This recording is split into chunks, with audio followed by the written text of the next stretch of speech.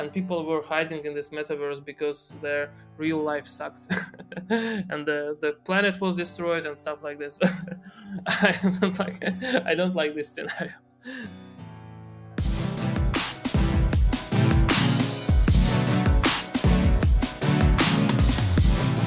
Hello, hello!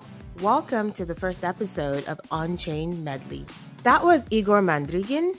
Igor is the CTO at Gatewayfm, a blockchain infrastructure company that makes it efficient for companies to access and connect to the blockchain without doing all the heavy lifting themselves. Igor has deep technical expertise, starting his career as a security engineer before making the switch in 2017 to blockchain researcher and engineer. In this episode, we discuss how Igor defines blockchain, its practical applications, layer 1 and layer 2, the various consensus mechanisms, and I actually learned there was another one besides proof of work and proof of stake. We also talked about why he doesn't want to live in the metaverse, how he went from blockchain-skeptic to believer, and what he and his team at Gateway are building. As you soon learn, Igor is very knowledgeable and insightful. And what I love the most is that he doesn't view blockchain through rose-colored glasses, and is actually quite thoughtful about the various changes and developments in this space. I learned quite a bit, and I'm sure you will too. Without further ado, here's Igor. Hi, Igor. How are you doing? Hi, I'm good. How are you? I'm doing well, thank you. Thank you for being our first guest on the Unchained Medley podcast. I'm excited to talk to you today about blockchain. Yeah, thanks for having me. Of course. Before we dive deeper here, I want to talk a little bit about your background and how you found your way into blockchain. Yeah, sure. So my background is in technology, as an engineer. It all started, I don't know, 15, 16 years ago or something like this. And all in all, I've been in a lot of different areas, like starting from informational security, then into internet telephony before Skype and Zoom and things like that. Then after that, a little bit in the games for little kids, like that's supposed to educate them. Was working on mobile and mostly mobile browsers, like in Opera, one of the big browser companies, and then was doing some fintech products for African market. And after that, just out of basically almost accidentally, I stumbled into the blockchain, and that was just, to be completely honest, I heard about it, like I didn't really take it seriously that much. But at some point, I was really into working remotely. Uh, and unfortunately, in like traditional fintech or traditional companies, it's tricky. And the majority of companies who were hiring remotely were like blockchain companies. So just because of that, I got into this area, and then I got more and more excited. As I started very skeptical, like in 2017, I think it was about it. And then I grew more and more excited about the tech, the use cases it allows, and things like that, and never look back since. So I'm in blockchain from like end of 2017, full time, more or less, as an engineer, then as a engineering leader, and now as a startup founder. So was pretty deep into the blockchain tech a couple of years ago, regarding like node development and a little bit like a core protocol development in the Ethereum blockchain. I was working on one of the nodes there, on the high performance node called Aragon. Back then it was called TurboJet. And right now we are building our own startup that's essentially hosting the distributed blockchain infrastructure. Not really decentralized, but like distributed and like run professionally, because that's basically where my background was before, about making services that's running like 24/7, 365 days a year. Awesome. Thank you for explaining that. That's really good to hear some of your background. I want to dive deeper into some of the things you said, but before we do that, I want to understand, how do you define blockchain? I've heard some people say that it's the new internet. I've heard that it's an extension of the internet. I've heard it's the missing part of the internet. I've heard it's a computing platform. Like, how do you define blockchain and how should we think about Well, it? it's I think the missing part out of those options is the one that resonates with me more. because initially when the internet was like invented, it was all about this kind of a freedom of doing anything for free and stuff like this. So it was completely non-financially how to say, there was no mention of finances everywhere, and for the hope that everything will just work out by Hmm. itself. As we see right now, yeah, it's opened a lot of opportunities, but this kind of commercial part is still missing. So what blockchain does for the internet specifically, it allows for like basically, like if you look at the internet right now, you see that a lot of these free services, they actually, you pay with your data or some kind of a, I don't know, even like predatory, like ad targeting and things like this. Uh, but what the blockchain does, it essentially provides a built-in payment mechanism for a lot of the things. Or if we're talking like cryptocurrency specifically, and then essentially it's more, to some extent, real life scenario when you get services, you kind of have to pay for them in one way or another, right? Because people want to to put food on their table and stuff like this. That's true.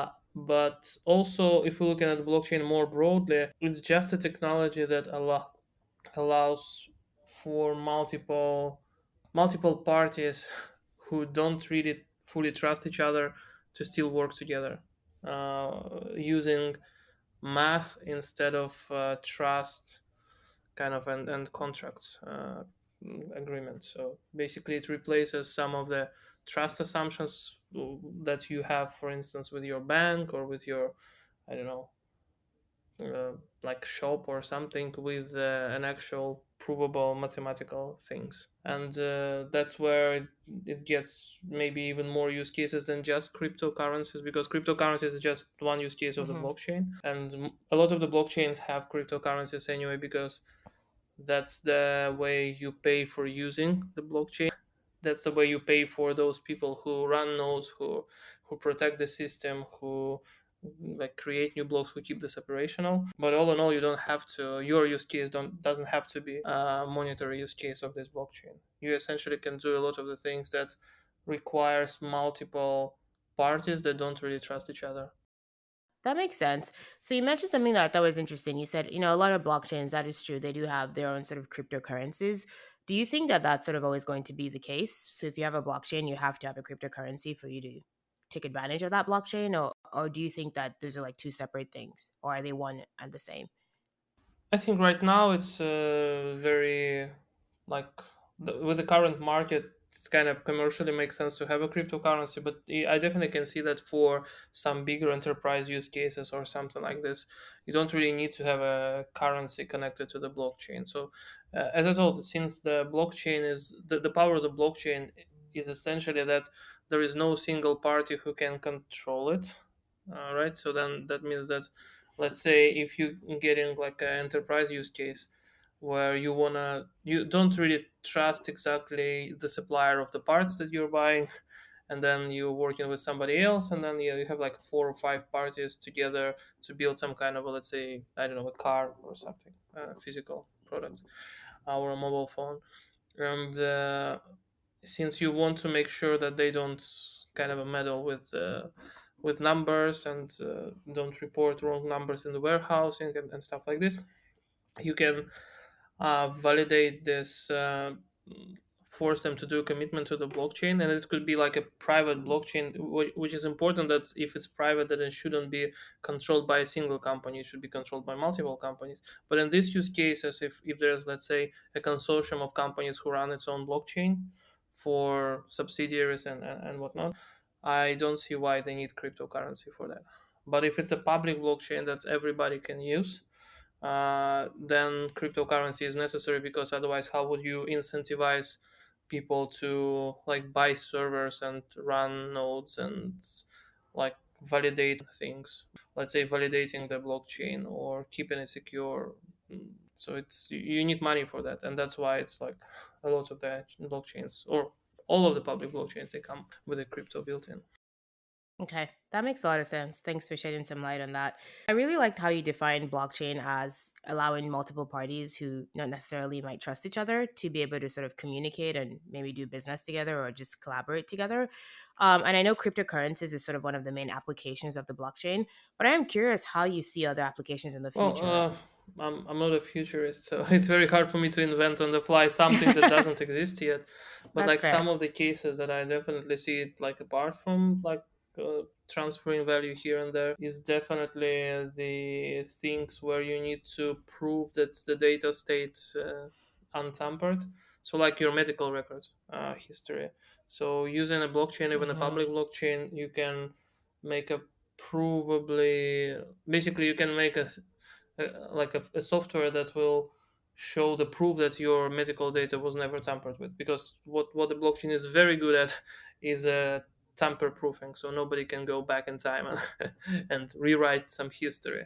So all Hmm. the things that are related where the history is very important, that's a very good use case for the blockchain. The next thing that could be really interesting, and we see it right now with the like the first use case of NFT was obviously for like music and I don't know pictures and stuff like this, the content creators, but also the initial use case for NFT like that was thought about way back when was more of a like property rights. So that's why you cannot like have a Hmm. fungible home or something. You only have like one home to sell and then you like selling so rights for the property, or it could be the property in real life or in some kind of a, well, I don't like this word, but like metaverse or something like this. Well, yeah. But you know what I mean. It's a Yeah, why don't you like the metaverse? Just curious. no, but that's there's this book called Snow Crash, where it's actually came from, and I Yep. relatively recently read it. Like I was very late at this train because it's kind of a sci-fi classic, but I read it just Yep. maybe a year ago or something, and that was quite a dystopian book, and that's where the term comes from. And people were hiding in this metaverse because their real life sucked, and the planet was destroyed and stuff like this. I don't like this scenario. So maybe because I Yeah, read I this definitely book, yeah, agree. recently.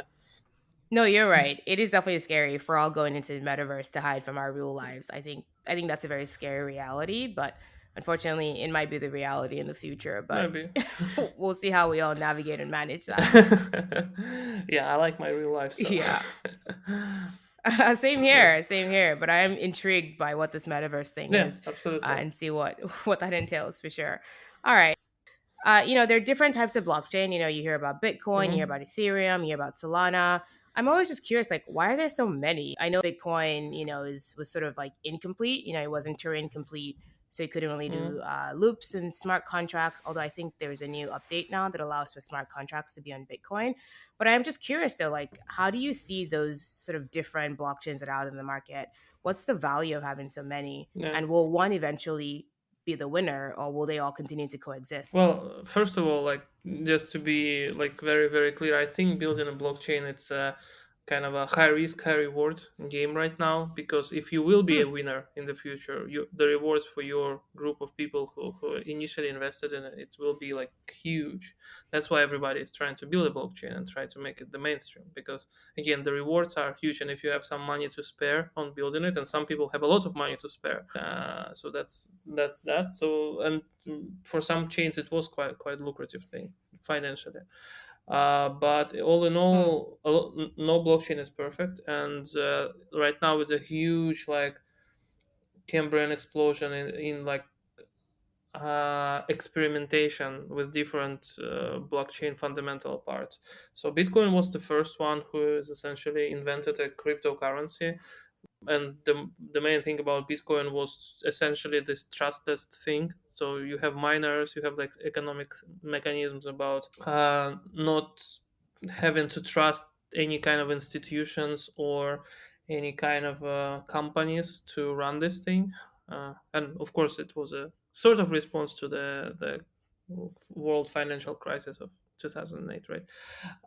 But then it turns out that the other like guy who was like Vitalik Buterin, he thought that's okay. We can add, because there was some little scripting language, but I guess he was a bit frustrated with the limitations of the scripting language, and all in all, with attitude, which is like a perfectly valid. I'm not criticizing Bitcoin people at all, but they are very conservative, and that brings their Mm. own trade-offs with strengths and weaknesses. So it takes forever for any change to land in Bitcoin. But on the other hand, they will likely not screw it up when they release it, right? So it's a bit more Yeah. conservative approach, a bit more kind of a safe.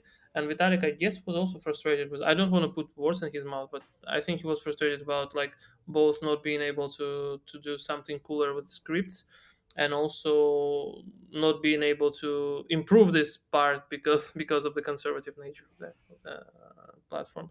And then he came up with the idea that okay, everybody should run smart contracts, and this kind of a world computer idea. So there is a computer, you can execute code there, and they were called smart contracts because were supposed to change like the legal system more or less. That's what they were targeting. Mm-hmm. And but then we see that it's evolved into something else, into like another kind of a types of software that's running on the blockchain. And then we see that at some point, okay, we want a real decentralized file storage, and that's where, let's say, IPFS came from, which is not really a blockchain but very tangentially related thing. And they created some other primitives that works. Then let's say right now we know that the biggest issue with the blockchains is that their throughput, and that's where like Solana was developed, I think with the throughput in mind.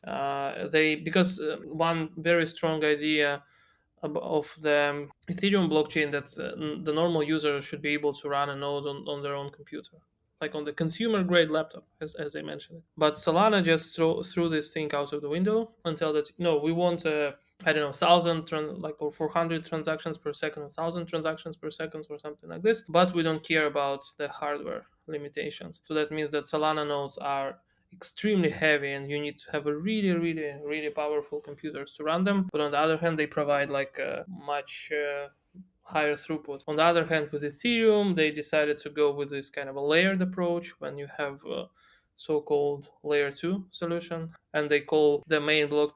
And what is layer two? Just so our audience Yeah, knows, so that's what's what that? I'm going at. Basically, the core blockchain, it's called layer one, uh, essentially in this terminology, because that's the thing that's getting secured. Everything is getting settled there. It's kind of a settlement layer if you know a little bit of a fintech terminology. But what layer two does is a little bit similar to like how when you pay with a credit card a very small amount, it doesn't really do a transaction towards MasterCard or Visa immediately. What it does, it collects a couple of, it just basically trusts you that you have enough money on the card or something, and it makes some kind of a light checks, but without bothering MasterCard or Visa servers. And then after some time, it just takes multiple of these light transactions and then reconciles them on the core Visa or MasterCard servers. So layer 2 does the same for Ethereum when you essentially do a transaction on layer 2, and it happens with some kind of a protection mechanism, like either it could be like this fraud proofs from optimistic rollups, or let's say zero knowledge proofs for zk rollups or something else. And then every now and then they just take all those transactions and sort of settle them as one big transaction onto layer 1 on Ethereum. That means you can have like up to maybe 60 or 600 or maybe 1,000 transactions that essentially will be a single transaction on layer 1. That way you're mostly having the same security as layer 1 because you anyway settle those transactions on layer Mm-hmm. 1. But you can have either way cheaper or faster transactions. And there are different layer 2 solutions. Some pick cheap, some pick fast Mm-hmm. options. Some it's usually a little bit of a trade-off, because to preserve security, you wanna if you want to go with a fast settlement, you probably still will pay a lot. But if you want to reduce like transaction fees and you're ready to wait for like up to an hour for your transaction to settle, which is not an outrageous time, to be honest, then again, layer two helps a lot. So they what they take is just take a lot of transactions and kind of squish them into one, and then validate this on layer one. This Mm-hmm. transaction. That makes sense. So, I mean, you mentioned, like obviously the transactions still need to be better. The throughput needs to be better for blockchain. And you mentioned, 6,000 transactions per second. That's great, but it's still kind of slow when you think about Visa. What do you think needs to change for blockchain to I mean, there scale? is a lot of research happening because what blockchain doesn't want to give up is it doesn't want to give up the decentralization, and it doesn't want to give up the security that it brings. So I kind of trust more in the layered approach. So there are some specific solutions that scale, and there are some specific solutions that are made slower but more secure. And it's similar again to what Visa does, all in all.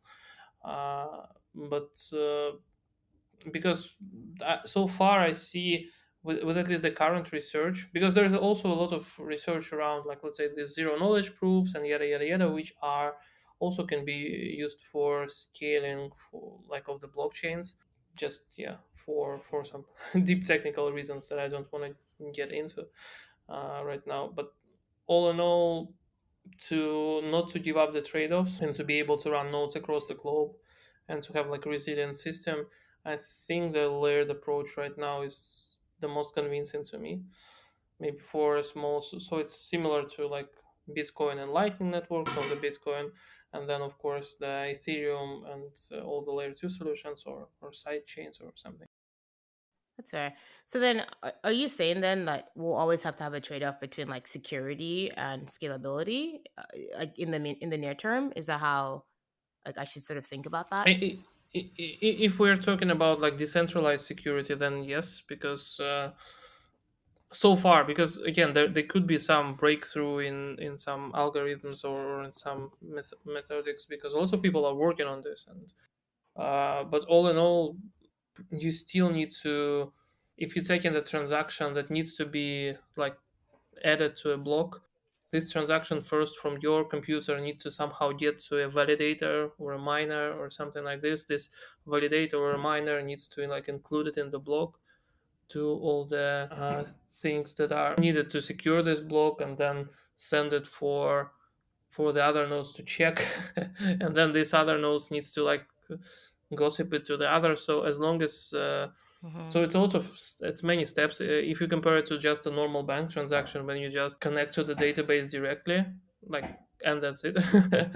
And so that's way more time spent, and especially if the parties are not fully trusting each other Yeah. in the blockchain setup, and that's the whole point. There's a lot of additional checks everywhere, so there is just way more work to propagate your transaction in the blockchain than in a traditional financial thing. So I think that there is a trade-off. I think even with Solana, there was an issue with distributing nodes around the globe, because just the speed of light wasn't fast Okay. enough to transition, or actually the speed of the internet wasn't fast enough to transition like this amount of data Hmm. across the nodes. Maybe there's also this thing about sharding and like beacon chain approach, when Hmm. the blockchain is split into different sub chains, and then there is one main chain, but it's also like a layered approach. So you have a main chain that's the, maybe it's slow, it's very decentralized, it's very safe, and then you have different like shards on top of it that are, could be Hmm. faster, could be cheaper, could be even something else, like, but then they all in all they consult this main chain, or reconcile things on this main chain. So yeah, that's where you can probably reach for quite a lot of like transactions per second, Okay. Yeah. So it sounds to me like to a certain degree we are limited by physics at a certain point. or by like some math that we don't know yet. Ah, okay. That's fair. Yeah. That's fair. One of the terms I heard you mention and phrases you'd mentioned a couple times was zero knowledge proof. Can you just explain for the audience what is zero knowledge proof and why is that powerful in the blockchain technology space? Yeah, so in a very, very like layman terms, what zero knowledge proof does is allows you to prove some data, or prove that something happened without disclosing unnecessary details about about that something happened has happened. So basically, what in blockchain specific use cases, it could be, for instance, it's a proof that the smart contract was executed, and that was the result of smart contracts execution without asking everybody to re-execute this smart contract to validate the result. Because what right now happens is essentially smart contract gets executed on every node every time the transaction happens, and then it's like kind of compares the results of what came from the network and what's the local results are. So zero knowledge proof essentially allows to skip this process, and instead of that adding some bit of like a not signature but some Hmm. specific digital, yeah, you can call it like a digital signature or a digital proof to the transaction. That's kind of a proves that what we sent in you is the result of this transaction, and that's basically mathematically provable. So yeah, that's roughly it. If you go into the details, it's I don't think it's easy to explain in just audio. But all in all, yeah, Oh no, I agree. Yeah, I've read a little bit about it. It sounds interesting, but also very complicated at the same time. it is. That's why it's a little bit scary. Like zero knowledge scaling solutions were like better in any way or in every way except that they bring these unknown risks because you this technology is too new. Yeah. And so then just shifting gears a little bit more, just thinking through like consensus mechanisms, there's proof of stake and there's proof of work. Bitcoin is proof of work, and Hmm. Ethereum and all the other blockchains are going by proof of stake. I'm just curious how you think about There both. is at least one more major one that Okay. is there is called proof of authority, Hmm. which is also very useful, and some chains are using that. But yeah, let's go with like just a short explanation about each one. So the proof of Okay. work is essentially you add some data to the block that is that's like hard to compute but very easy to check that it was computed Yeah. correctly, and in the case of proof of work algorithm it's like adding like a hash to a block. Well, adding a special also adding a special data to a block that makes it hash follows a certain rules, and the only way you can add it is by guessing it randomly. So you need to have a lot of tries to get this thing correctly. uh, that's the proof of work, and that means that to create a block, miners or something, they need to spend a considerable amount of like electricity, and it will be very easy for everybody to figure out if they are cheating because this thing is checked very easily. So they essentially are risking basically their electricity cost for nothing because that's all every consensus algorithm in there. It's basically it provides some kind of a penalty and incentivization towards the one who produces blocks, because without incentivization no one will produce blocks, and without a penalty people will try to cheat. So the proof of work does it by does this penalty by your electricity bills essentially. If you're talking about proof of stake, or maybe a proof of authority is a little bit simpler. If you're talking about proof of authority, there is no this fancy math about not fancy but like hashes or something like in proof of work, so you don't need to calculate that much. But what you're risking is your reputation. So proof of authority networks are usually when everybody who validates network is publicly known and they have some kind of reputation. So let's say for the test networks on Ethereum, those are usually the kind of a popular or like well-known community members. And basically, since they're validating this thing in the open and everybody knows who exactly validates it, so this thing basically their reputation is what's at cost there if they start cheating or something. And then the last one is proof of stake, and that's where you basically take proof of authority but make it anonymous. And of course there is no reputation in anonymous network, so you need to replace it with something else, and you replace it with actual monetary like punishment. So to participate, let's say in Ethereum proof of stake network, in ETH2 proof of stake network, you need to stake 32 ETH, which is at $4,000 per ETH. Is not an inconsiderate amount, right? And then if you start cheating, you will lose this money eventually, depending on how badly you cheat. You will either lose this money little by little, or you will lose like a lot.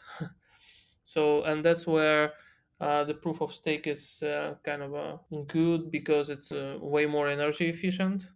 But of course, what proof of stake requires is that the money that you stake is actually, or the tokens that you stake is actually worth something.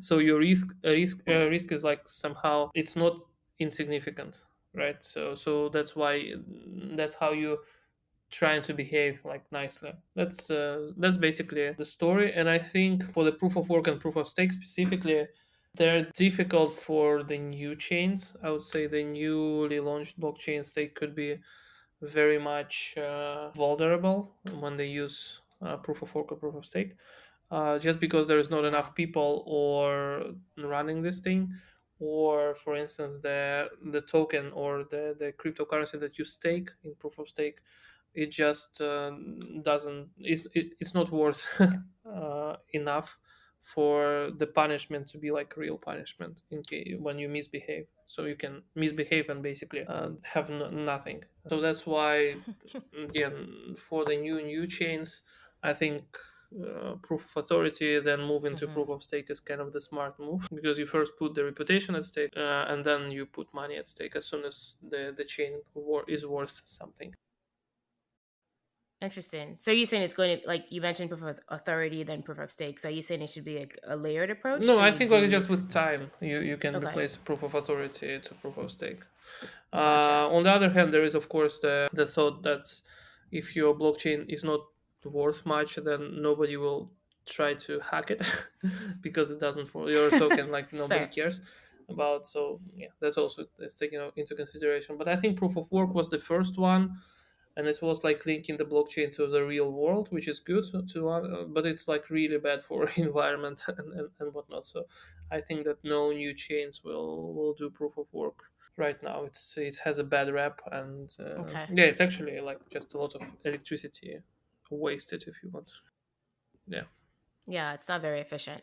Can you give me an example of proof of authority? Like, is there a major blockchain out there right now that uses proof of authority, or is it still all I very think new? proof of authority. I don't think like the major like blockchains using, but it's very popular with the layer two solutions and side chains. So, for instance, or test networks. For instance, like the test network, and sometimes there is a mixture, of course, of proof of authority and proof of stake. When you both uh, Hmm. tell your like real name or your company name and also stake money, so you kind of can lose both.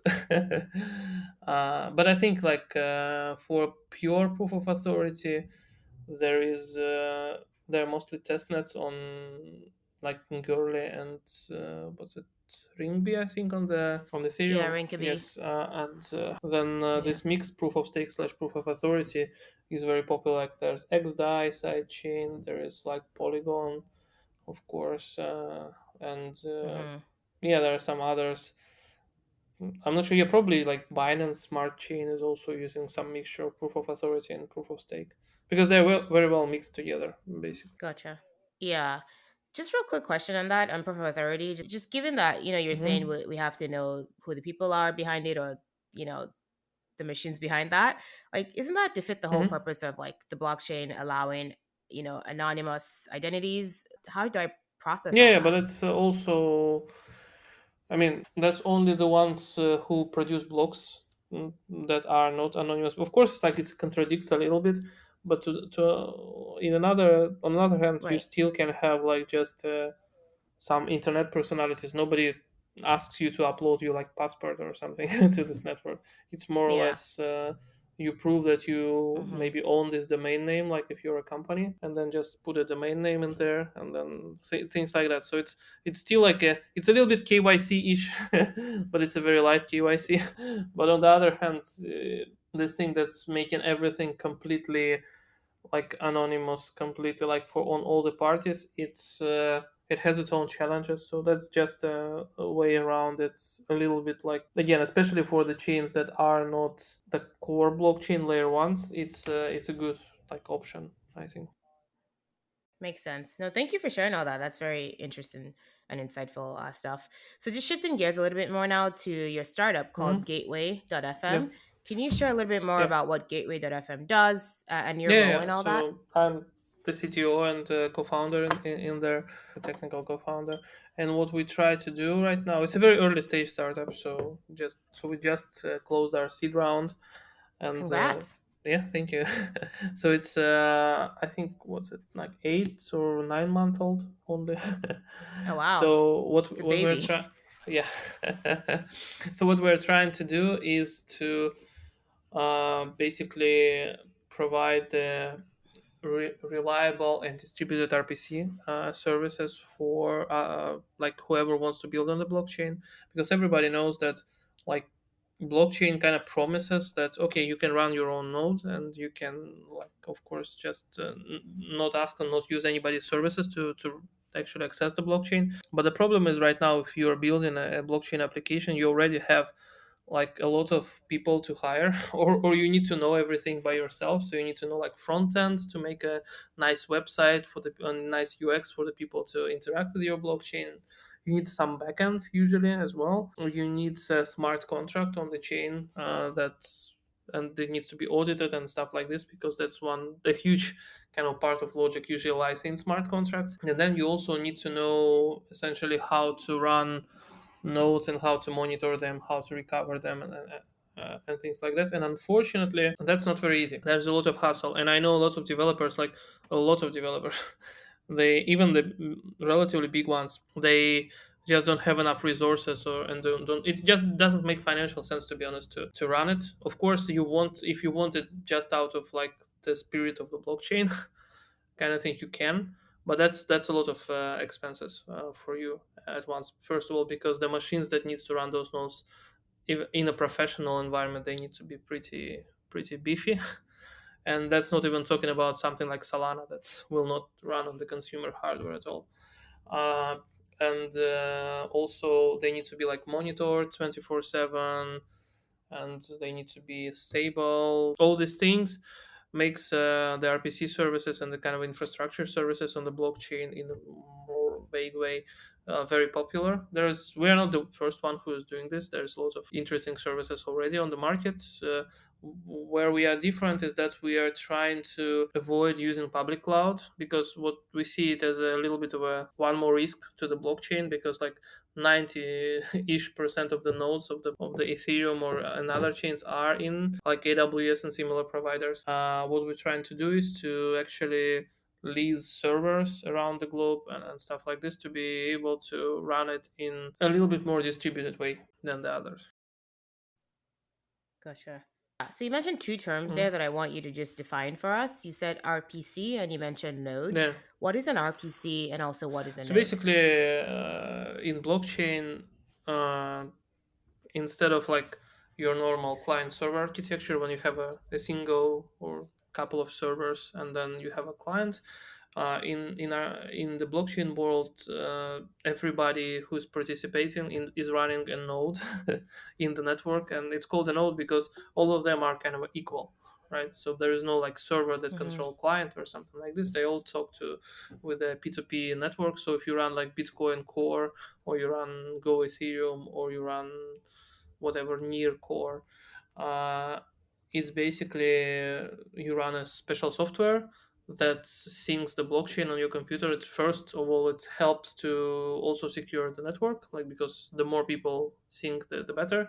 And also it gives you RPC, which is a thing called the remote procedure call, but essentially it's a programming API that if you're a developer you can use to access this blockchain. Mean reading data from there and also sending transactions to the blockchain.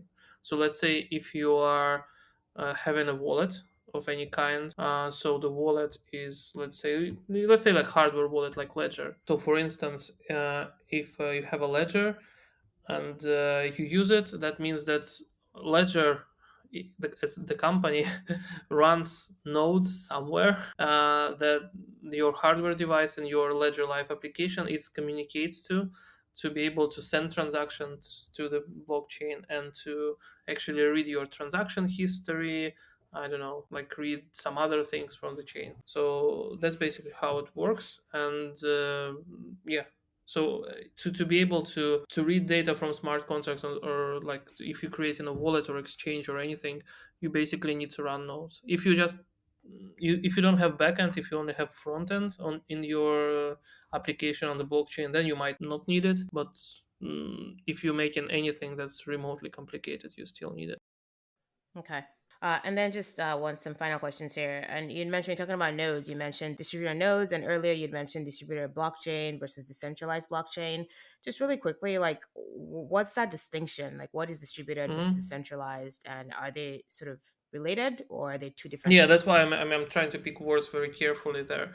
So what we are building Right. specifically is this distributed but centralized, Okay. because it's our company who runs those nodes. After all, so it's centralized within our entity, but they're distributed across the globe. So there's like the worst case scenario, for instance, if your RPC service is both non-distributed, non-decentralized. That means it's it's basically in one geographical area and it's also under one company. So what we're doing is kind of doing distributed but not decentralized, and there are also projects who will offer you the infrastructure in a decentralized way, distributed and decentralized. But with them, like as usual, you still need people to run and monitor them. So it's still kind of how to say it. It's still not. It's decentralized to a certain extent. Let's put it like this. So the real decentralized would be for you to run your own nodes, but for that you need to know how to run them. Again, it's possible, but it just takes time and processes and people in the team. Okay. So what you're saying is like everyone talks about blockchain and decentralization. So what I'm hearing is that there is, unless you want to run your own nodes and do all that heavy lifting yourself, there really is not going to be like a truly decentralized way of all of us accessing the blockchain. Is that what I'm Yeah, hearing? yeah, but again, it's like the internet when even though you are kind of because whenever you have options, let's say you can pick this provider versus this provider, and you will get access to the same internet. I think like even having like 10 Mm-hmm. 5, 10, I don't know, 20 different RPC providers, even though each one of these is centralized. But for you as a customer, it's almost like decentralization because you can pick from whichever and you still get access to the same blockchain. So it's not like a vendor lock or anything. You can always jump from one to another. You can use two at the same time if you need like a lot of redundancy and whatnot. So it's still better than just some unique service. But of course, if you want to do like a purely decentralized, then yes, you need to run your own nodes. I see. Mhm. Well, thank you, Igor. And then just final question for you. So earlier you had mentioned that you were sort of skeptical about blockchain, and then you eventually sort of became a believer. Just curious, like what was it? If you can tell us in a few sentences, like what made you sort of change from skeptic to believer in Well, this I technology? mean, And I really liked a couple of things there. First of all, it's one community that cares for like privacy and like user data protection and kind of ownership of your data and your value that you have and things like this. Also, the second thing is that there is so many good things related to cryptography and informational security that are being developed in there, which is like really cool. And also the whole thing about just lowering the barrier of entry for making a financial services. I think it's also a very interesting use case and standardizing the financial services because I remember when we were building fintech how there was some initiative from I don't know either European Union or something like this for banks to provide like common APIs. So you can basically create an aggregator, for instance, for the bank loans or things like that. And it was like a disaster, essentially. And since blockchain brings a lot of standardization there, so whenever I don't know if everybody uses more or less like let's say for transferring things or for interest rates or for things like this they use the same blockchain. It's opens it up for way more people and it's opens it up for much faster innovation, which is I think very important like in any area because I kind of believe in more progress. So solution to a lot of things is more progress. So I think what blockchain allows, at least in the financial services, that tend to be like very slow to move, to actually make them move really fast. And that's what I've seen in the with the whole DeFi market when I just joined this kind of a blockchain as an engineer, one of the blockchain projects, because there's so many experimentations and so many like innovation that happening there, just because there is not that much of the closed doors of like five big banks or something like this. So that's of course allows for, of Hmm. course it brings a lot of risks obviously, and scam and then things like this. That's where blockchain got its meh reputation in some circles, but on the other hand it also brings a lot of innovation that's you can't really have, that you can have this quick of the evolution, I think, in the traditional finances. Amazing. Wow. Thank you so much. I learned a lot from just Yeah, talking to you. So, for the rest of us who just want to learn some more, do you have any recommended resources for the audience to learn more about blockchain technology and yeah, I just think stay like updated? let me see. If you're an engineer, for instance, and you're interested in like at least Ethereum based, because that's my more or less specialization, then there is a really really good newsletter called This Week in Ethereum, and the second newsletter is from the website called ETH Hub. So those two are help you to be like on the edge, on bleeding edge of the Ethereum kind of base thing. If you want to have the more like a bigger picture around the landscape and just read maybe less from the technical standpoint, but a little bit more from, I don't know, investment or just a curious person kind of approach, there is this company called Misari, and they do reports every now and then. Some of them cost money, some of them are free. Usually the quarterly and yearly reports are free, and those things I found like really really good at like everything that happened in like decentralized finance in the Q3 of like 2021 or something like this. Those are usually really good, and they I found, at least even from the technical standpoint, the part that I actually understand, they are very well factually based. So basically I think there's a very good quality. And if you want to get scared Great. about the blockchain, there is this website called Rect, or Rect, Rekt, Okay. and that's basically sends you a newsletter about another service that either scammed their users or got hacked or something like this. So this like investigative journalism. Wow. It's a little bit on the technical side, but it's also a very fascinating read every now and then. Ah, those are definitely great. I'm familiar with some of them, and some of them are new, like Erect, for example. So I'll definitely check those out because I have a lot of concerns about the scammers in the blockchain space. So good to see that somebody's Yeah. tackling that. Yeah. And then just, how can folks connect with you and stay updated and know all the things you're working on? What's the best way to reach you? Yes, so the best way is probably Twitter, and Okay. that's Mandrigin is like my surname, Okay. twitter.com/Mandrigin. And I'm not very active, to be honest, because I'm too busy with the startup, but maybe, who knows, if I have a little bit more time, I'll keep posting there. But I repost a thing or two every week. Yeah. Awesome. Well, thank you so much, Igor. I learned a lot, and this has been a great Yeah, thanks so much conversation. for having me. Thank you so much for listening. If you enjoyed this episode, please subscribe wherever you listen to podcasts. I'm your host, Laide. Until next time.